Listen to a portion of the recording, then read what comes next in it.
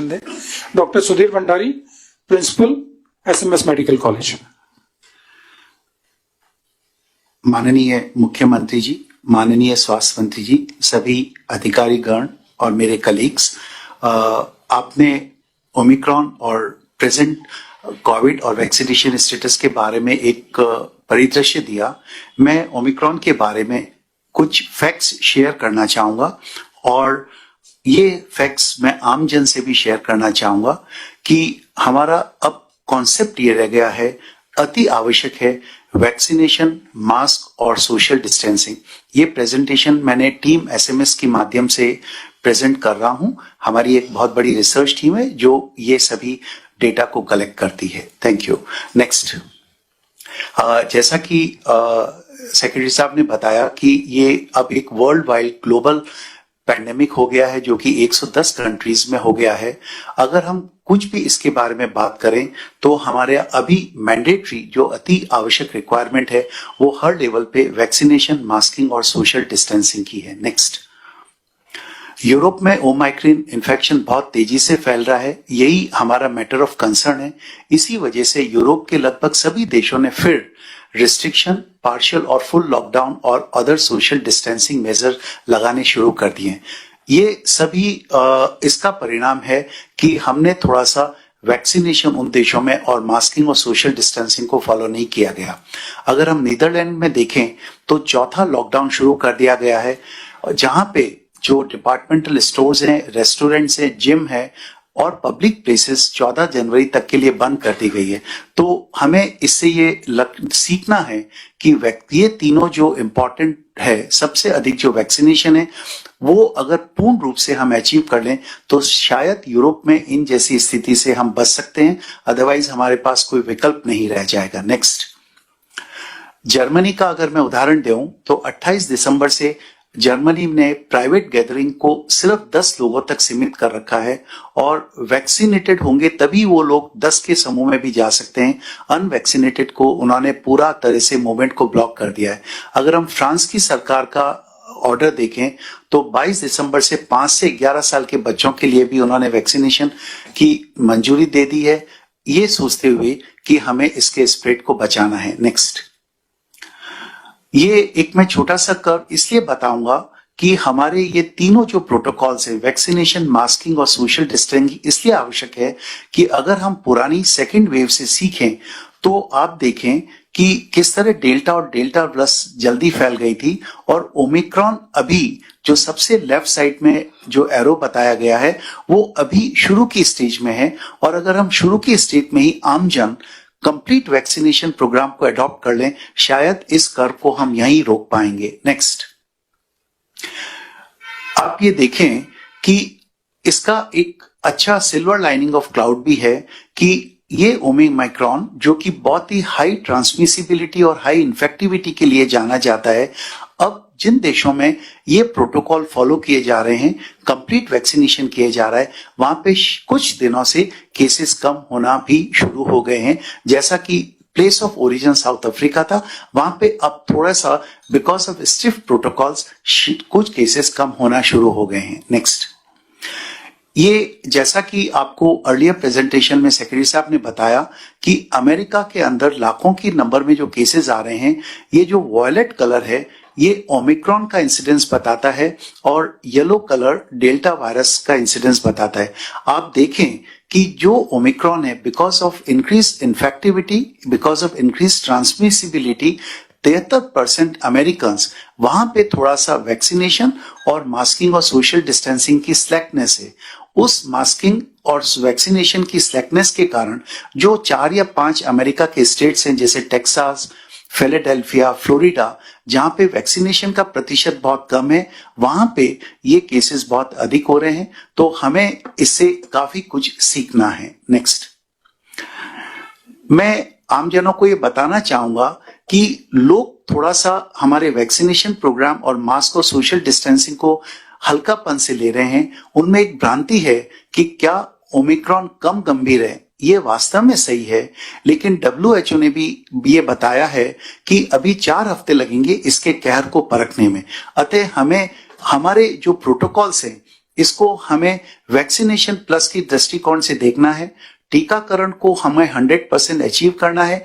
अगर हम दूसरी डोज को 100% अचीव कर पाएंगे तभी हम जो साइंटिफिक एडवाइस है बूस्टर डोज के बारे में सोच पाएंगे। मास्किंग, सोशल डिस्टेंसिंग और रिस्ट्रिक्शन ऑफ पब्लिक प्लेसेस को हमें इसको प्रिवेंट करना है क्योंकि ये बहुत तेजी से फैलता है। नेक्स्ट, एक लोगों में भ्रांतियां ये भी है कि 80% इससे हॉस्पिटलाइजेशन कम होता है। इन सब न्यूज से हमें डेफिनेटली कॉन्फिडेंस मिलता है, बट मैं आम जन से निवेदन करना चाहूंगा कि ये सब न्यूज हमारे लिए अच्छी है, बट हमारा वैक्सीनेशन प्रोग्राम अभी भी सुदृढ़ होना चाहिए क्योंकि ओमिक्रॉन के द्वारा संक्रमण फैलने की क्षमता अधिक है, लेकिन इसके द्वारा होने वाली बीमारी अभी तक कम गंभीर हुई है। इससे अस्पताल में भर्ती होने वाले मरीजों की संख्या में काफी कमी आई है, लेकिन कोविड एप्रोप्रिएट बिहेवियर से हमें बचना पड़ेगा। मैं यहाँ आपको बताना चाहूंगा, जयपुर का जो फ्लैगशिप हॉस्पिटल है RUHS में, हमारे वहां पे 22 ओमिक्रॉन के पेशेंट एडमिट हुए थे। वो सारे पेशेंट वैक्सीनेटेड थे। चूंकि वो वैक्सीनेटेड थे, उनके अंदर एसिम्टोमेटिक और माइल्ड डिजीज थी और सारे ठीक होके प्रोटोकॉल ट्रीटमेंट लेके डिस्चार्ज हो गए। आज की तारीख में हमारे 3 गंभीर पेशेंट जिनके 80 से 90% कोविड निमोनिया से लंग डैमेज है और वो तीनों पेशेंट अनवैक्सीनेटेड है। अतः अभी ये कंफर्म हो गया है कि अनवैक्सीनेटेड पेशेंट ही क्रिटिकल होंगे। कौन पेशेंट कब क्रिटिकल हो जाए इसको प्रिडिक्ट करना मुश्किल होगा, बट डेफिनेटली हमें 100% सेकेंड डोज को लगवाना है। स्पेशली जो पेशेंट्स जो क्रॉनिक डिजीजेस के मरीज हैं, खासकर जो सीनियर सिटीजन है 60 साल के बाद, जिनको blood pressure, diabetes, heart problem है, उनको तो अति आवश्यक है कि सेकेंड डोज जरूरी लग जाना चाहिए। नेक्स्ट, अगर आप ये देखें कि जिन लोगों में वैक्सीनेशन, जिन देशों में वैक्सीनेशन कम हुआ है, जिन्होंने सोशल प्रोटोकॉल्स को फॉलो नहीं किया है, उनमें आप देखें, मैं कुछ उदाहरण देना चाहूंगा कि इनकम्प्लीट प्रोटोकॉल फॉलो करने से वहां की पॉपुलेशन को क्या क्या सहन करना पड़ रहा है। बेल्जियम में सिनेमा, थिएटर और इंडोर एक्टिविटीज बंद कर दी गई है। स्पेन के अंदर आउटडोर एक्टिविटीज में मास्क कंपलसरी कर दिया है। जर्मनी में 10 से अधिक लोगों को एक जगह इकट्ठे नहीं हो सकते, नाइट क्लब बंद कर दिए गए हैं। और 5वीं लहर की संभावना को देखते हुए नव वर्ष का उत्सव भी पूर्ण रूप से प्रतिबंधित कर दिया गया है। ये सभी क्यों हुआ? क्योंकि पूरी पॉपुलेशन ने वैक्सीनेट नहीं करवाया और उन्होंने कोविड एप्रोप्रिएट बिहेवियर को ये सोचते हुए कि ओमाइक्रॉन इतना खतरनाक नहीं है, इसको फॉलो नहीं किया, जिसके कारण यहाँ पे ये रिस्ट्रिक्शंस अनिवार्य हो गए। नेक्स्ट, अगर आप, मैं कुछ उदाहरण इसलिए देना चाहूंगा ताकि आमजन ये देखें कि हमें कितना जरूरी है वैक्सीनेशन करवाना। पोर्चुगल में वहां पे वापस वर्क फ्रॉम होम शुरू कर दिया गया है। सभी भीड़ भाड़ वाली जगहों में कोविड नेगेटिव पेशेंट व्यक्ति ही जा सकता है, उन्हें एंट्री नहीं दी जाएगी। यूके के अंदर जहां लाखों केसेस प्रतिदिन आ रहे हैं, सारे कोविड और नए साल, क्रिसमस और नए साल के उत्सव सस्पेंड कर दिए गए। नाइट क्लब्स में डबल सर्टिफिकेट, डबल वैक्सीनेशन का आवश्यक कर दिया गया है।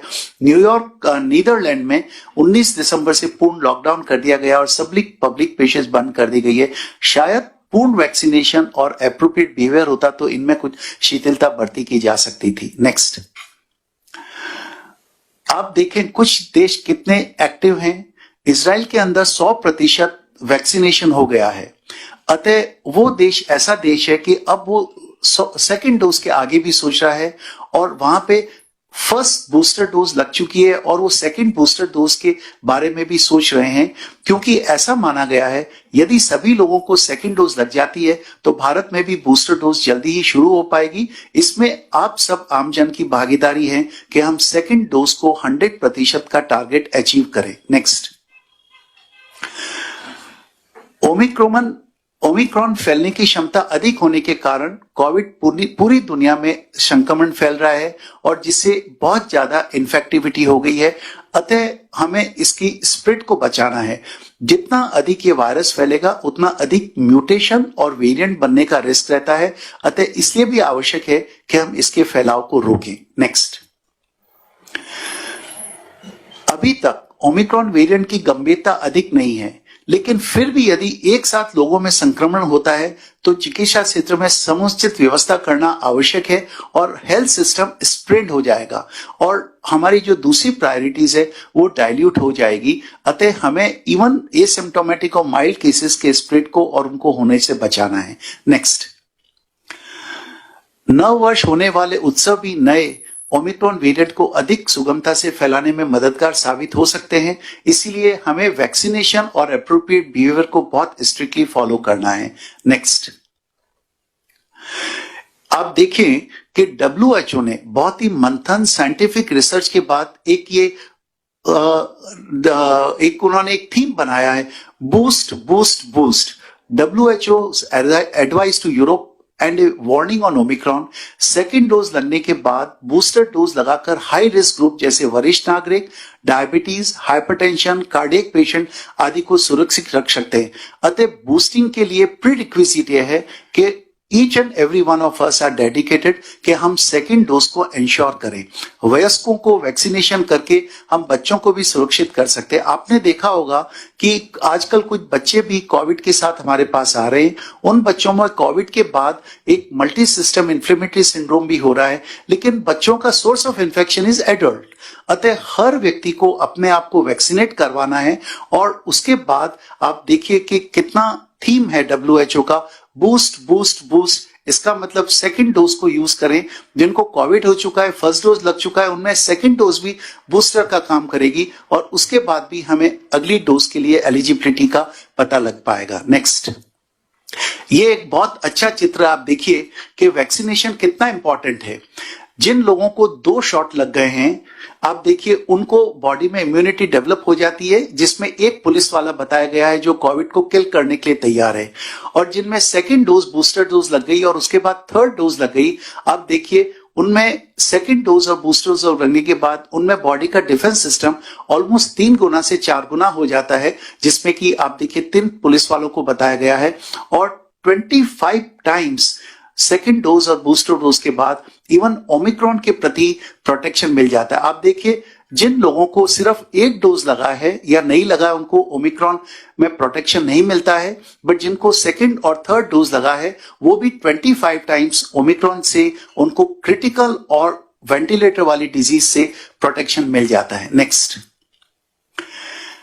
हमारा जो मेडिकल साइंस में बाइबल मानी जाती है वो है न्यू इंग्लैंड जर्नल और लैंसेट।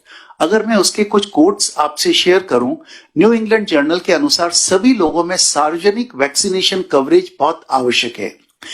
एक बहुत बड़े साइंटिस्ट के अनुसार वेंडी बार्कले, सभी लोगों के वैक्सीन देना अनिवार्य भी है, आवश्यक ही नहीं अनिवार्य भी है, क्योंकि उनकी मॉरल ड्यूटी है वो बाकी लोगों को प्रोटेक्ट करें।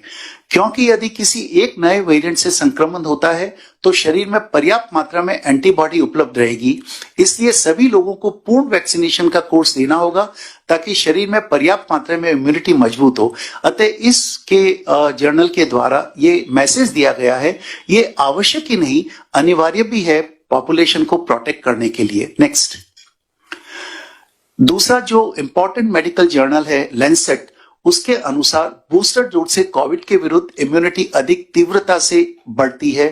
अतः हमें 100% डबल वैक्सीनेशन के लक्ष्य को तुरंत अर्जित करना है ताकि हम बूस्टर डोज के लिए क्वालिफाई कर पाएं।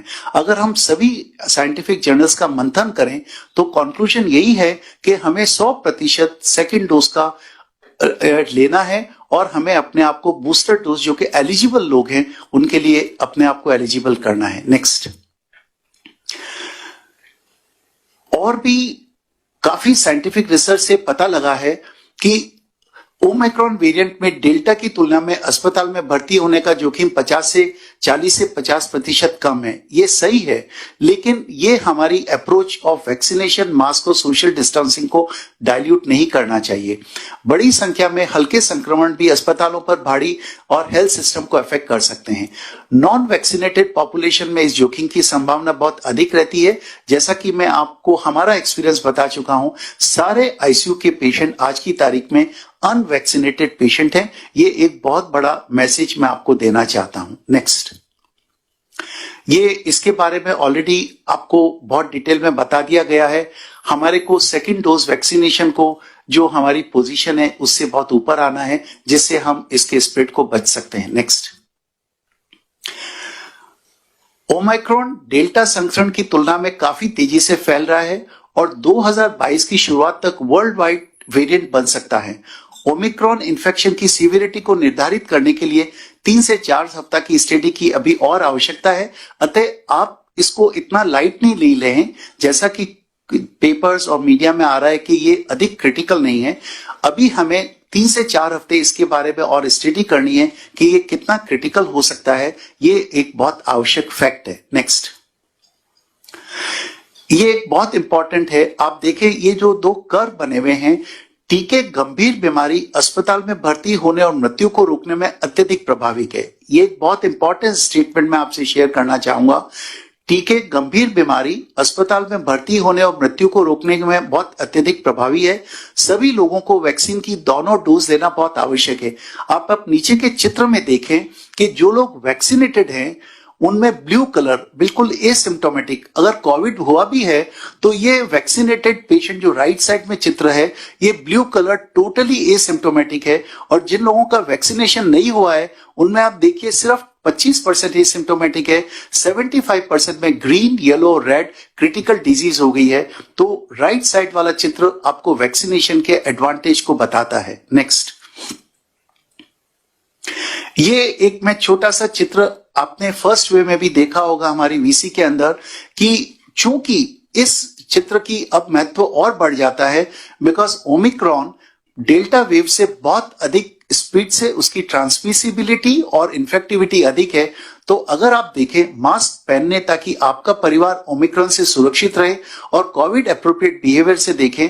अगर आप इसमें देखें कि जिन लोगों ने मास्क पहन रखा है उनमें रिस्क कितनी कम हो जाती है। अगर मास्क नहीं पहन रखा है तो 90% स्प्रेड होने का रिस्क रहता है।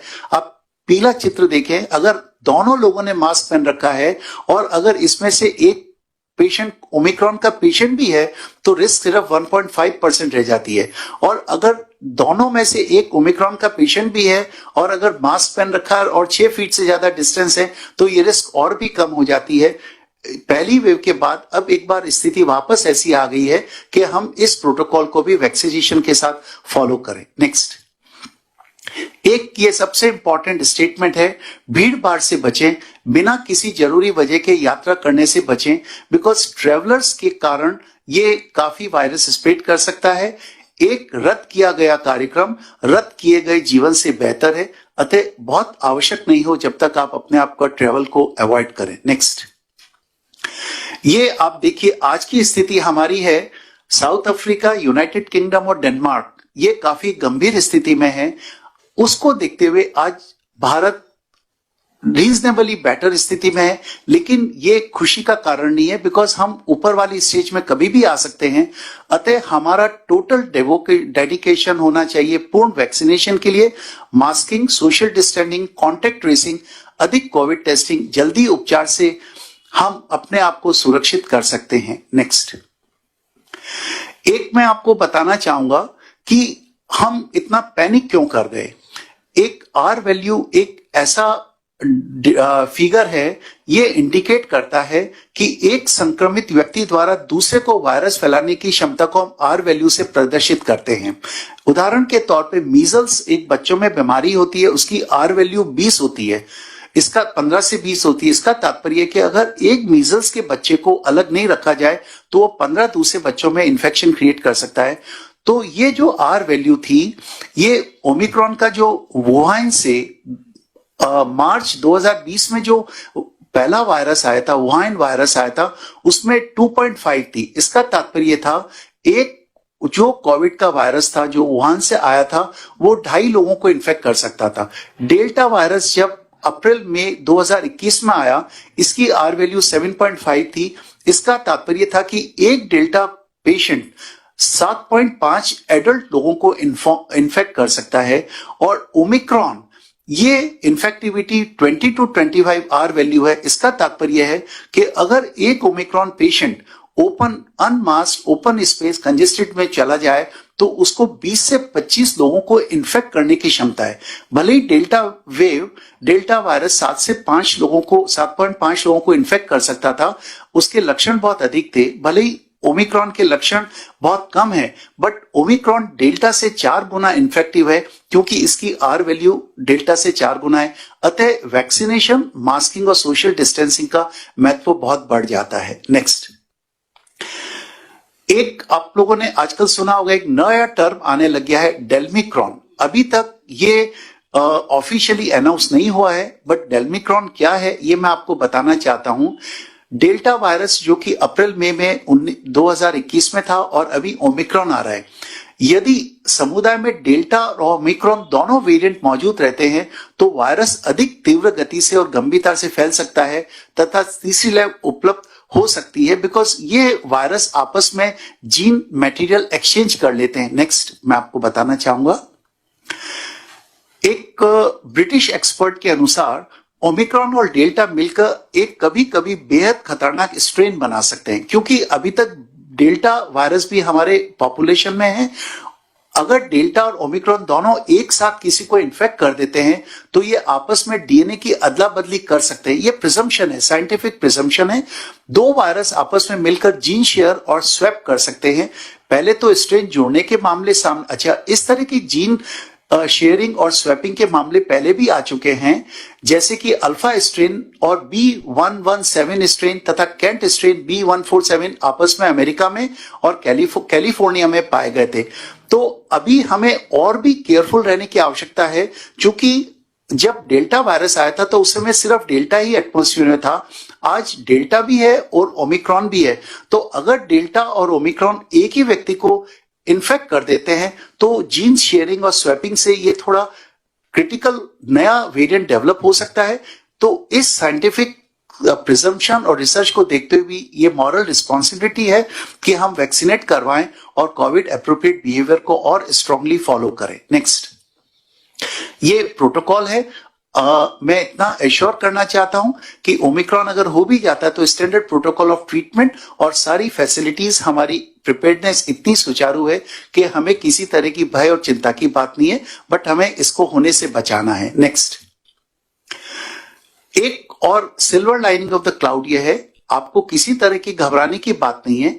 हमारे पास सारे मॉडलिटीज ऑफ ट्रीटमेंट अवेलेबल है। जो पुराने मॉडलिटीज ऑफ ट्रीटमेंट है, रेमडेसिविर, एंटीकोगुलेंट्स, ग्लूकोकॉर्टिकोइड, टॉसिलिजुमैब, प्लाज्मा थेरेपी, सभी लोग हमारे पास उपलब्ध है, जो कि ओमिक्रॉन को भी हेल्प करती है।